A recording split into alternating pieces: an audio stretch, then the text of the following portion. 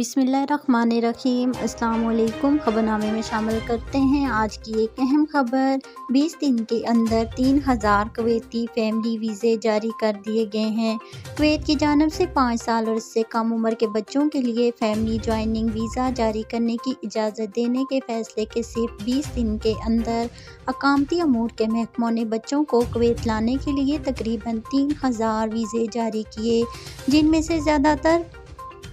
ऐसे शेरख्वार हैं जिनकी उम्रें सिर्फ चंद माह ही हैं, क्योंकि वो अपने मुल्क में गर्मियों की तातीलात के दौरान पैदा हुए थे और इस मुद्दत में कुवैत के लिए हर किस्म के दाखिले के वीज़े जारी करने से रोकने का फैसला जारी किया था।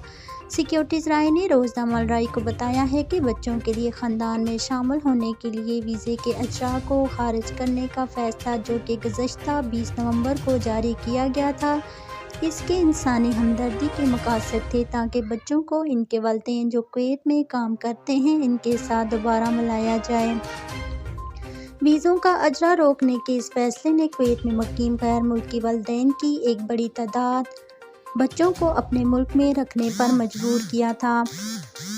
उन्होंने इशारा किया है कि सिर्फ 20 दिनों के अंदर रिहायशी अमूर के शोबों ने मुतअद्दिद कौमतों के बच्चों को ख़ानदानों में शामिल होने के लिए तकरीबन 3000 वीज़े जारी किए, जिनमें